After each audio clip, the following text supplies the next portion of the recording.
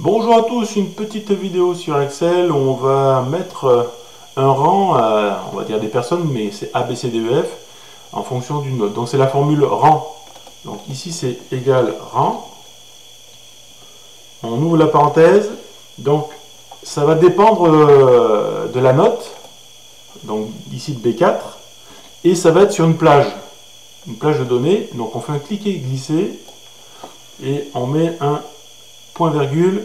Et là, on nous dit 0 c'est ordre décroissant et 1 c'est ordre croissant. Donc là, décroissant, je vais mettre 0, je ferme ma parenthèse et je fais entrer. Donc je fais attention parce que ma plage de données, ça va de B4 à B12. Il faut mettre cette plage en référence absolue, donc il ne faut pas qu'elle bouge. Donc on va mettre des dollars. Dollars devant le B. Donc là, j'ai transformé ma plage à une plage de données absolue, donc ça ne bougera pas. Et maintenant, je peux tirer ma formule. Donc voilà. Donc j'ai fait un classement par ordre décroissant. Je vais tirer ma formule. Donc je regarde ce que ça donne, ça met valeur, c'est normal, parce que ici, ça va dépendre de B4. Donc je mets B4. Ma plage de données est bonne. Et par contre, maintenant, je veux un ordre par ordre croissant. Donc c'est 1. Et je fais entrer. Donc je tire ma formule.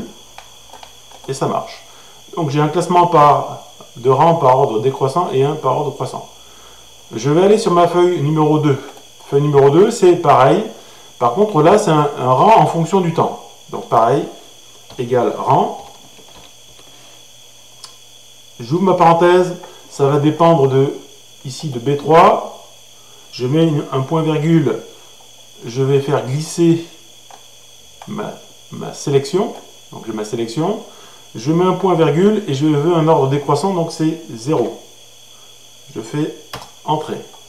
Donc pareil, avant de copier ma formule, je veux que ma zone ne bouge pas, ma zone de sélection.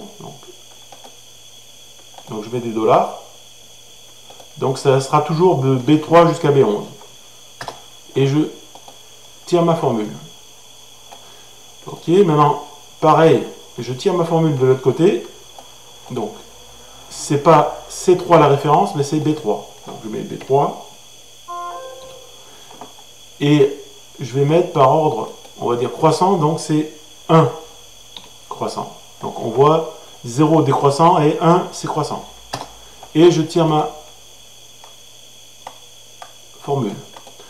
Donc on va dire que si on classe par ordre décroissant, donc celui qui met le plus longtemps, et ben c'est A. Et si on fait un rang par ordre, donc là j'ai dit que c'était croissant là. Voilà.